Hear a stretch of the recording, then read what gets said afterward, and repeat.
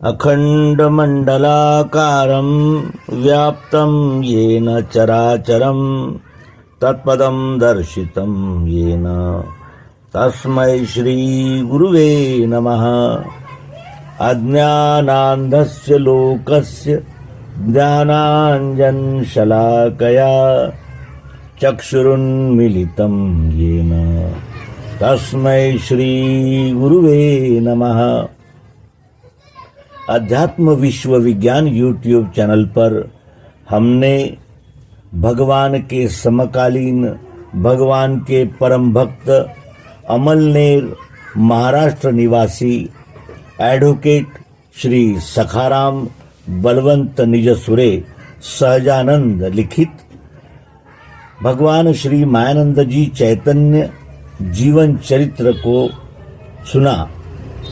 इस जीवन चरित्र को लिखने वाले श्री सहजानंद जी मायानंद जी के सहवास में आए और उनके प्रत्यक्ष सहवास और शिक्षा का उन पर इतना प्रभाव हुआ और उससे उन्हें इतना अपने जीवन में परिवर्तन करने का मौका मिला कि उन्होंने इस जीवन चरित्र के साथ कुछ पृष्ठ जोड़े हैं और उन पृष्ठों के द्वारा वे श्री मायानंद जी चैतन्य इनके सहवास से उन्हें मिली हुई शिक्षा का संदेश हम तक पहुंचा रहे हैं।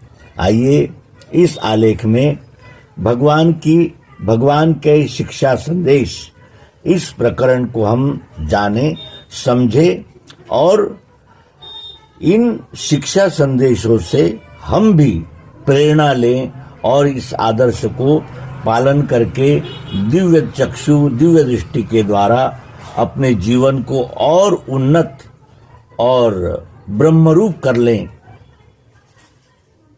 श्री मायानंद जी ने जग को दिव्य दृष्टि दी, यह उनका अलौकिक कार्य है। इसी तरह उन्होंने साधकों के लिए और सामान्य जनों के लिए ही विशिष्ट शिक्षा दी है। यही उनका अलौकिकत्व है।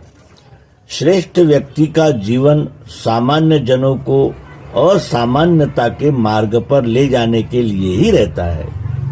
दिव्य दृष्टि सर्वांग योग प्राप्त होकर कर्म कौशल्य सुलभता से प्राप्त होने के लिए श्री मायानंद जी कुछ सूचना देते थे।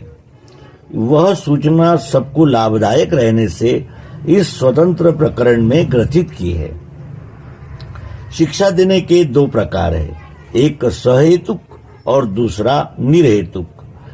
किसी को कोई बात करने को कहना अथवा उसमें जो भाव है वो व्यक्त करके दिखाना, यह सहेतुक शिक्षा है।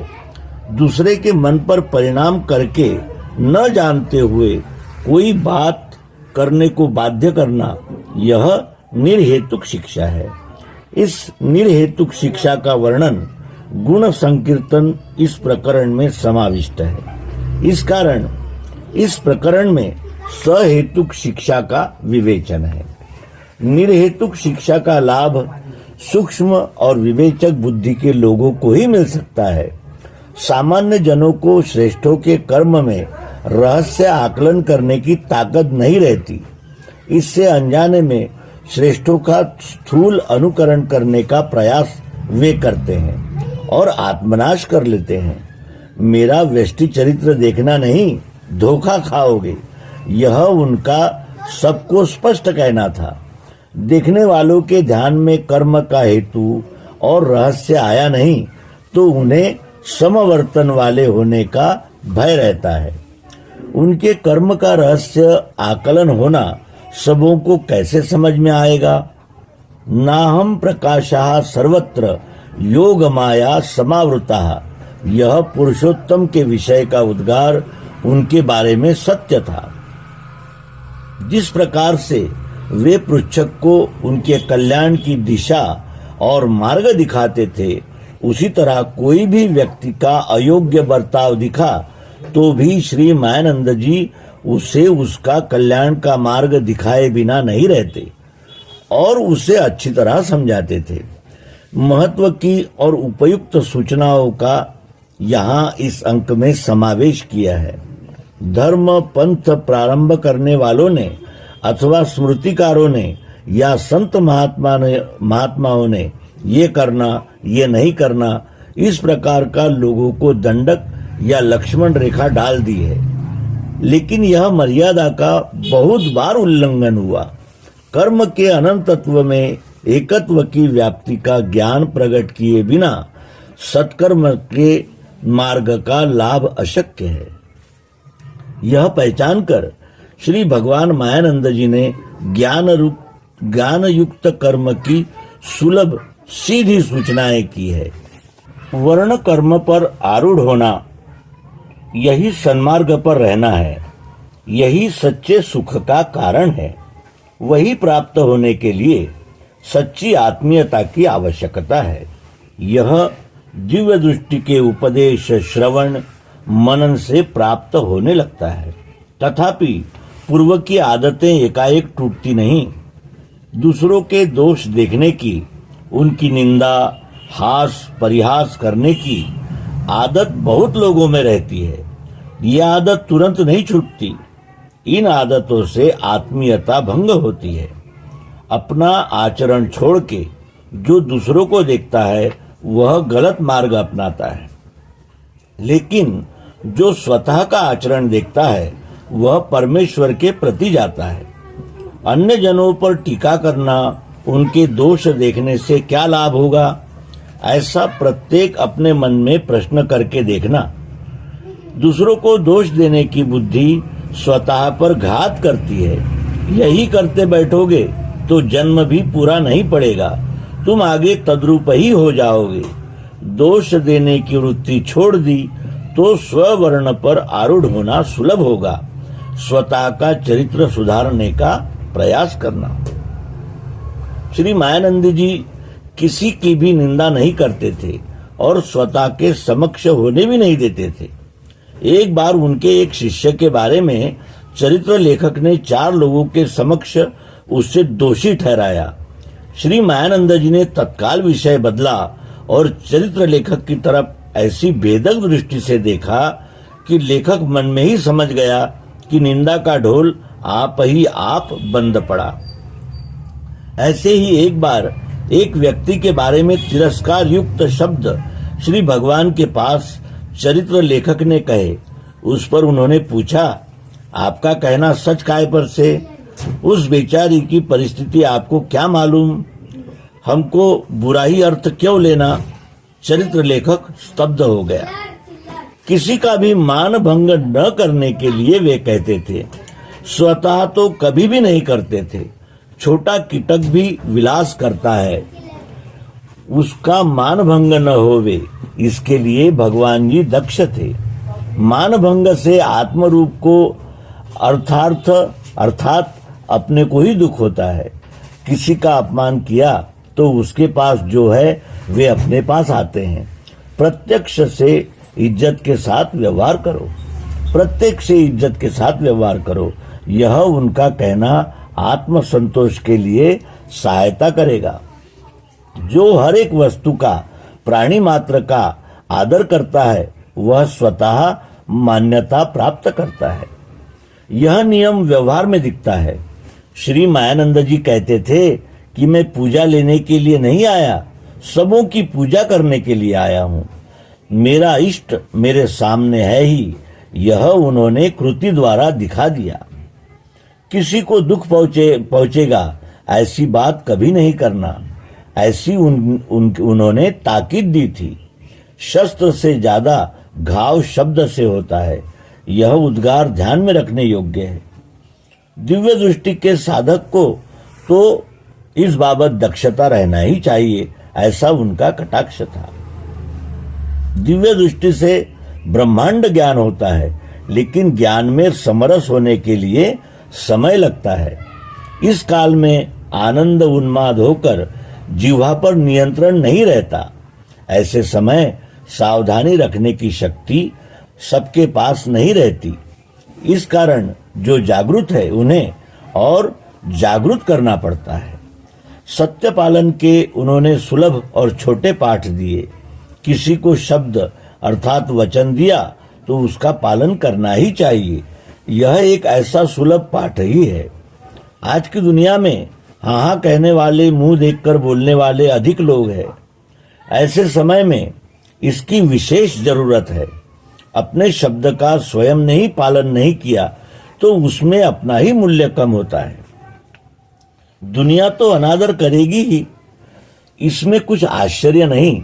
इसके अलावा सत्य पालन न होने के कारण हानि ही बहुत होती है।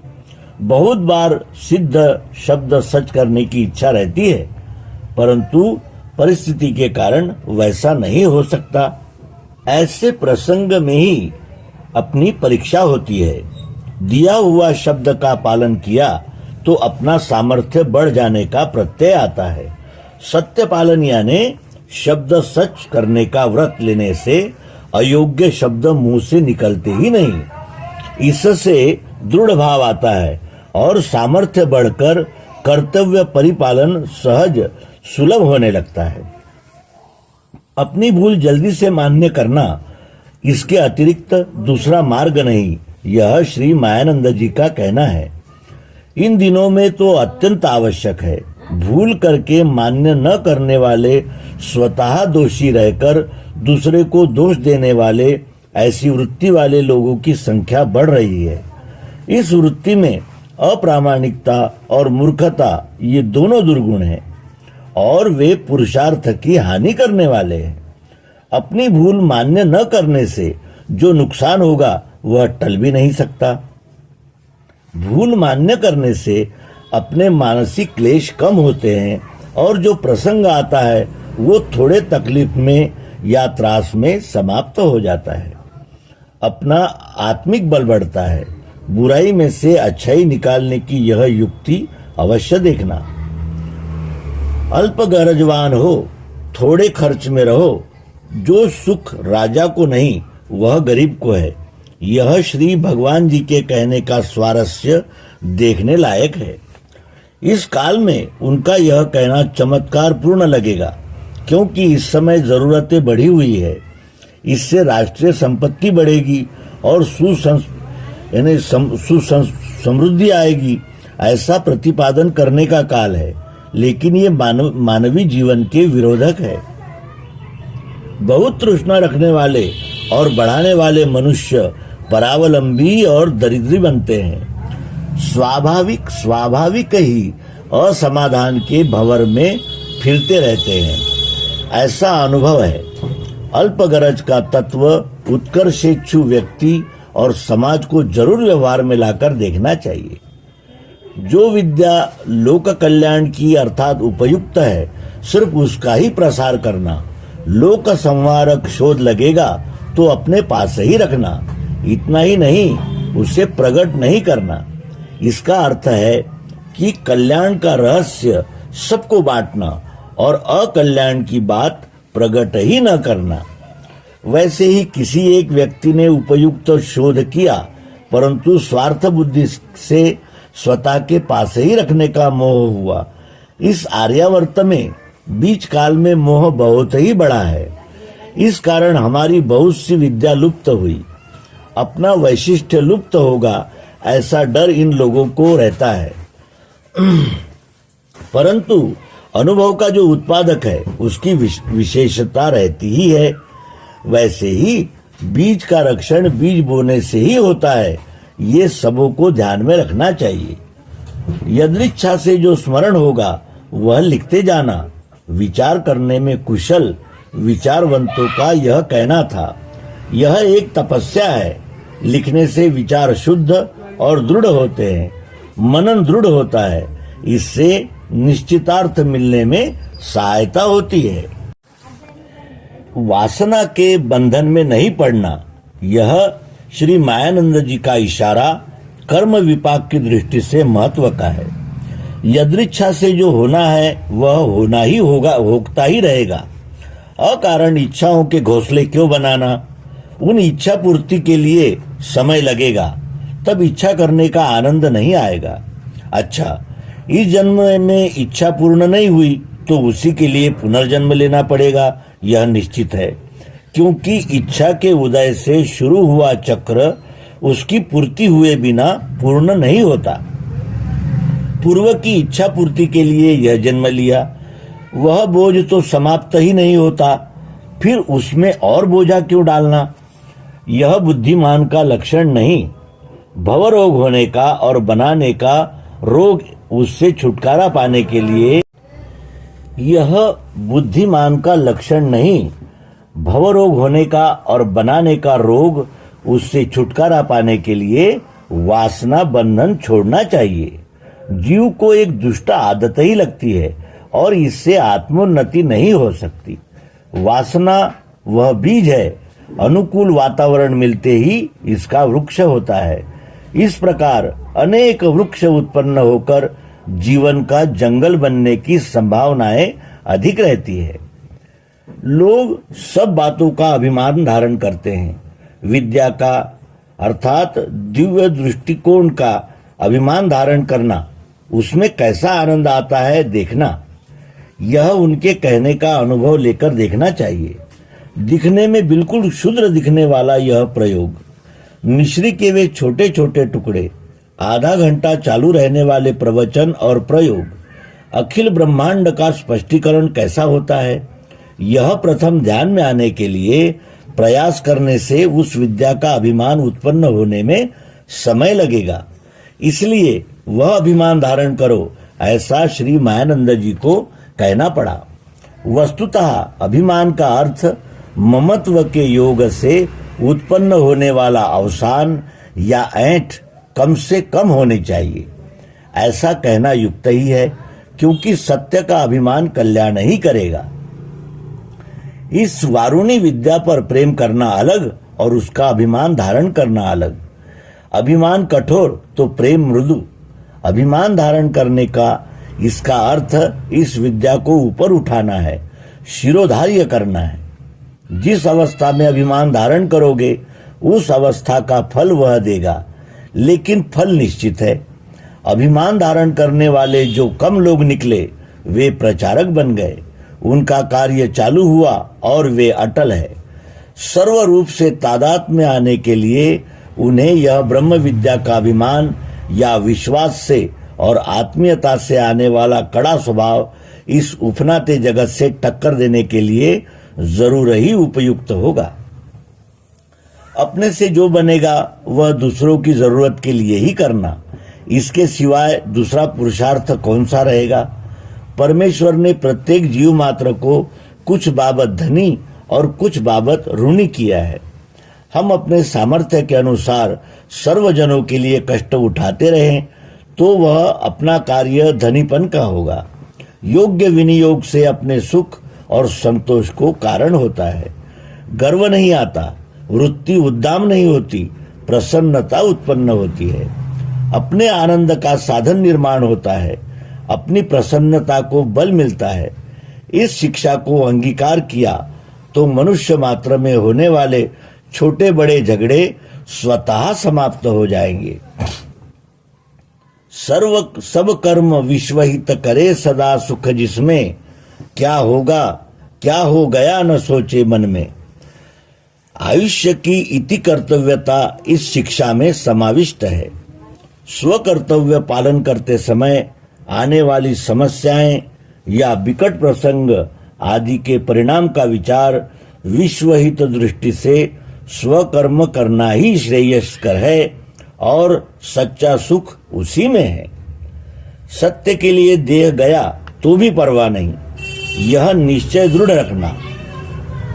सत्य के लिए आत्मसमर्पण करने वाले वीर निर्माण होंगे, तब मानवीय समाज को स्थिर सुख मिलेगा। यह रहस्य जानकर ही उन्होंने यह शिक्षा दी है। उनकी आगे की सूचनाएं दिव्य चक्षुवान के लिए है, लेकिन सब मनुष्य मात्र को कल्याणप्रद है, इस कारण यहां दी है। स्वभाव से वर्तन करना, किसी से घबराना नहीं। जिस कर्म में भूल होती है वह कर्म क्यों करना, जो करना वह जागृति से करना। उतनी ही छलांग लगाओ कि जिससे किसी को हानि नहीं होगी। किसी को भी कष्ट हानि न करते उपाय करना। पश्चाताप की जरूरत क्या, अपना कर्तव्य करना। शरीराभिमानी मत होना, मन में उलझना नहीं। महतो महियान तो प्रत्यक्ष है, अनुयानियान स्वयं को करना बस। सत्य और दयायुक्त होना, संसार विश्वव्यापी करो, अनन्य बनो। तुमको विश्व कुटुंबी होना चाहिए, अनंतर मौज देखो।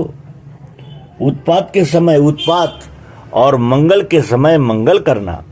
जो करना है वह सुंदर करो। प्रभु का रूप सुंदर है, मालक पहचानता है, उसके पास मांगने की जरूरत ही नहीं है।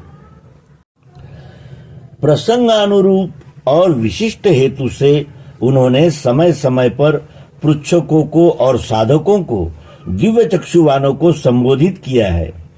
यह महान है, उसका किसी ने संग्रह नहीं किया। जो संग्रह उपलब्ध है वह अत्यंत अल्प है। श्री मायानंद जी की लेखनी और पत्रों में का उल्लेख, सुनी हुई हकीकत और प्रवचन और भाषण में से संकलित हुई टिप्पणियों में से अल्प स्वर्ण कण यहाँ दिए हैं। मैं एक के निमित्त से सबको कहता हूँ, यह उनका कहना था। प्रसंगोपात यह शिक्षा प्रकट हुई तो भी सबको मौलिक, आनंददायी और कल्याणप्रद है। इस कारण सबको आचरण में लाने योग्य है। इसके अलावा श्री मायानंद जी ने उदात्त तत्वों का आचरण करके पहले आचरण बाद में कथन, यह रहने से उसमें स्वानुभव का प्रेम है। अनुभवांतर्गत स्वानुभव पूर्वक आत्मविश्वास का शिक्षण है। इसका वर्णन क्या करना। इस शिक्षा अनुसार आस्थापूर्वक व्यवहार करने का निश्चय हमने आचरण में लाया तो सबको बहुत बड़ा लाभ होगा। फिर सब शिक्षा आचरण में लाई तो जो लाभ होगा उसकी कोई मर्यादा नहीं है। तो मित्रों, यह भगवान के समकालीन, भगवान के परम भक्त भाग्यवान श्री सहजानंद जी का आलेख हमने सुना और इस आलेख का मनन, चिंतन, निधि ध्यासन करते हुए हमने भी अपने बर्ताव में इस प्रकार का अपना आचरण रखा तो निश्चित ही दिव्य दृष्टि से प्राप्त होने वाला आनंद हम सदैव उपभोग करेंगे और अंततः विश्वरूप परमात्मा के साथ एकात्म होकर अनन्य भक्ति का परम लाभ प्राप्त कर सकेंगे। इस दृढ़ विश्वास के साथ इस अंक को विराम देते हैं। नर्मदे हर सद्गुरु भगवान की जय, विश्वरूप परमात्मा की जय। ओम शांति शांति शांति।